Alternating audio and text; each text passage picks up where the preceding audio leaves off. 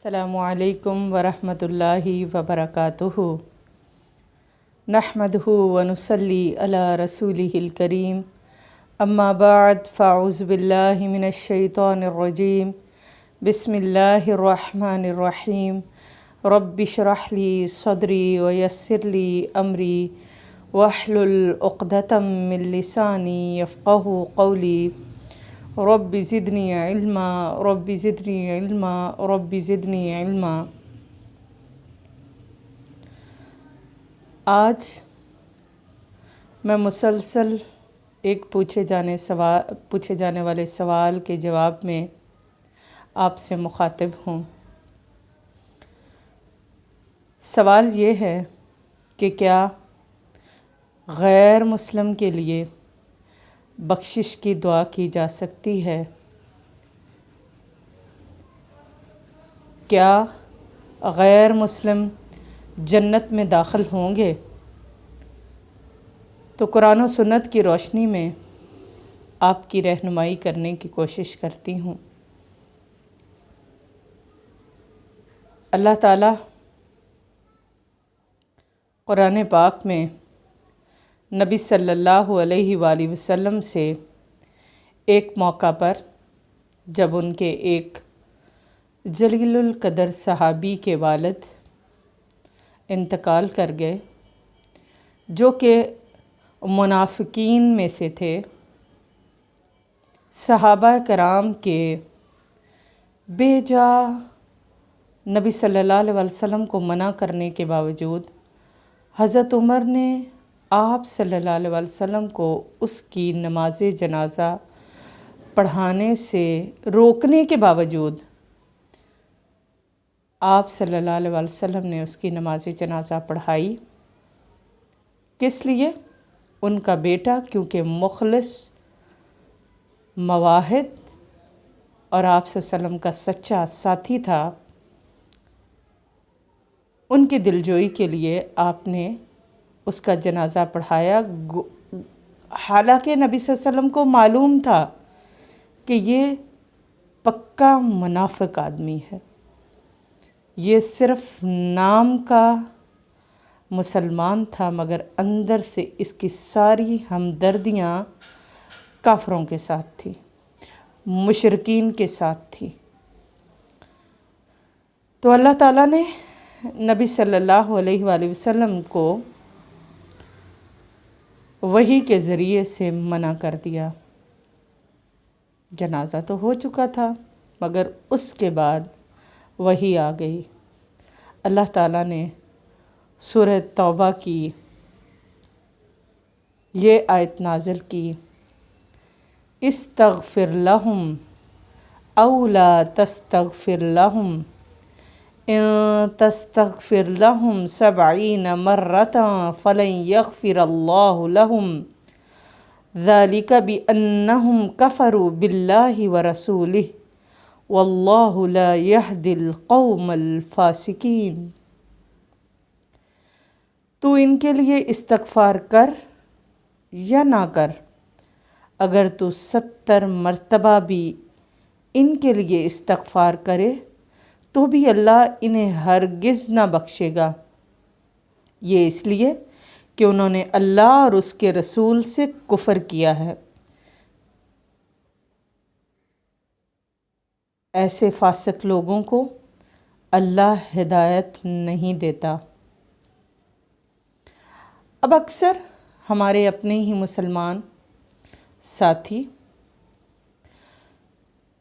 یہ سوال کرتے ہیں، جب کوئی غیر مسلم اچھے کردار کا مالک، بظاہر بڑے خیر کے کام کرنے والا، بڑے چیریٹی کے کام کرنے والا، بڑی بھلائی کے کام کرنے والا، مگر کلمہ گو نہیں ہے، اس کا ایمان نہیں ہے، تو اس کے دنیا سے چلے جانے پر بہت سی چمگوئیاں ہونا شروع ہو جاتی ہیں کہ اس کا کیا بنے گا، اب یہ کہاں جائے گا۔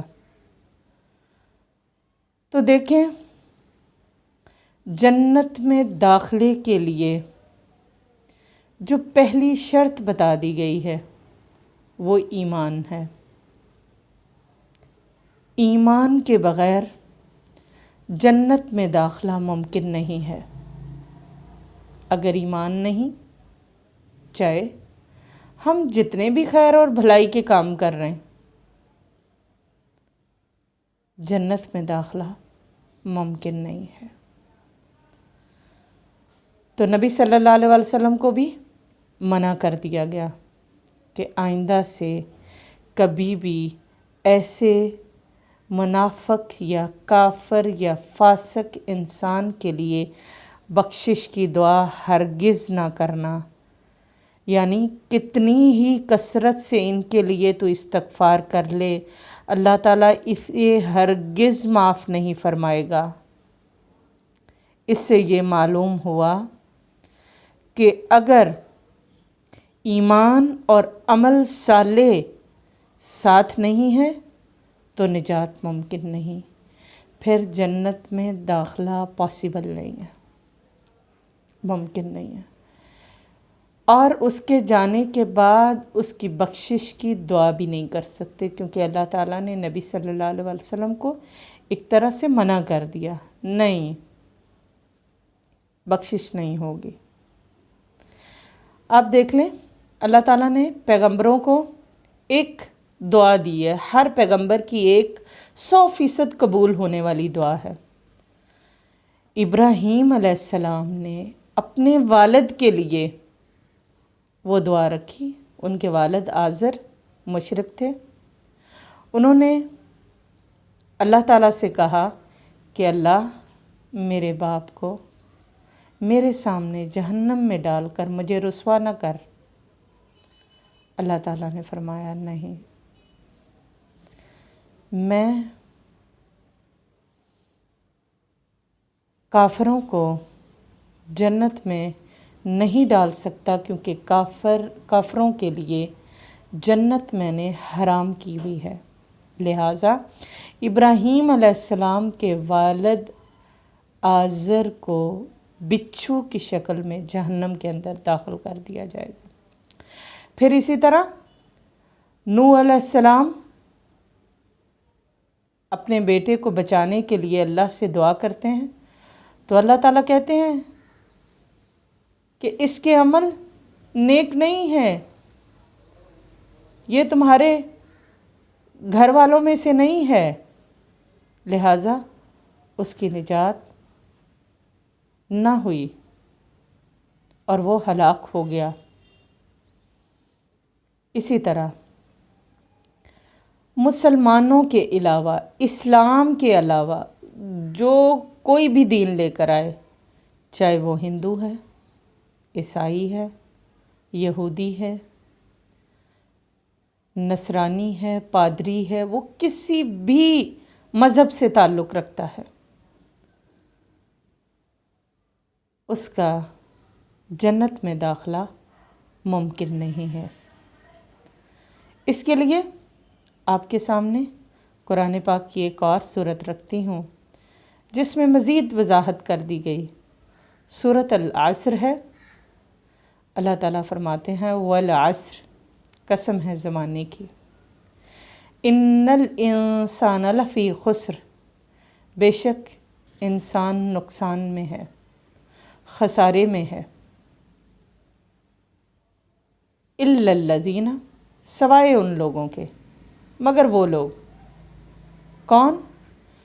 الا الذین آمنوا وعملوا الصالحات، جو ایمان لائے اور انہوں نے نیک عمل کیے، عمل نیک کرنے والے، ایمان کے ساتھ عمل صالح کرنے والے، الا الذین آمنوا وعملوا الصالحات وتواصوا بالحق وتواصوا بالصبر، جو حق کی تلقین کرتے ہیں اور صبر کی تلقین کرتے ہیں۔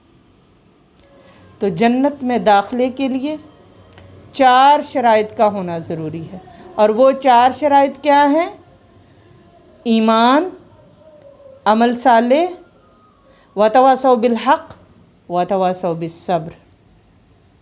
آپ دیکھیں، اگر آپ کوئی بھی ڈگری لینا چاہتے ہیں، بالفرض آپ میٹرک کی ڈگری لینا چاہتے ہیں تو اس کے لیے آپ کے مثلاً 4 سبجیکٹ ہیں، آپ 3 سبجیکٹ میں 99% نمبر لے لیتے ہیں اور ایک سبجیکٹ میں آپ نمبر ہی لیتے ہیں سارے 10-12، جبکہ آپ کو لینے تھے نمبر 33 کم از کم۔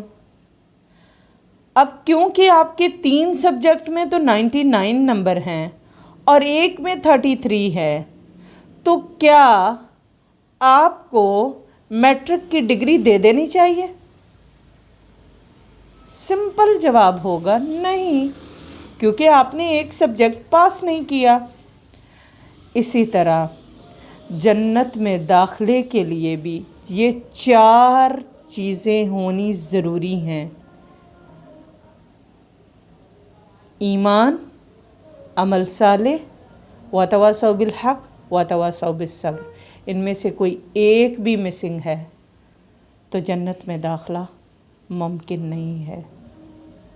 مجھے امید ہے کہ آپ کا یہ پوائنٹ کلیئر ہو گیا ہوگا کہ نان مسلم کیوں جنت میں داخل نہیں ہوں گے، کس وجہ سے نہیں جائیں گے، اور مسلمان کیوں جائیں گے، اور مسلمانوں میں بھی جو کوئی شرک میں مبتلا ہوا، نام بے شک ان کا کوئی محمد، عبداللہ، عبد الرحمن، طیبہ، ان کے نام عائشہ، کوئی بھی ہوں، اور اگر وہ بھی شرک کرتے ہیں تو اللہ تعالیٰ کہتے ہیں ان اللہ لا یغفر ان یشرک بہ ویغفر ما دون ذلک لمن یشاء۔ اللہ شرک نہیں معاف کرے گا، شرک کے ساتھ بھی جنت میں داخلہ ممکن نہیں ہے۔ تو اللہ تعالیٰ سے دعا ہے اللہ تعالیٰ ہمیں خالص توحید والا بنائے، توحید پر عمل کرنے والا بنائے، اور ایمان کے ساتھ عمل صالح کرنے کی توفیق عطا فرمائے۔ سبحانک اللہم و بحمدک، نشہد ان لا الہ الا انت، نستغفرک و نتوب الیک۔ السلام علیکم ورحمۃ اللہ وبرکاتہ۔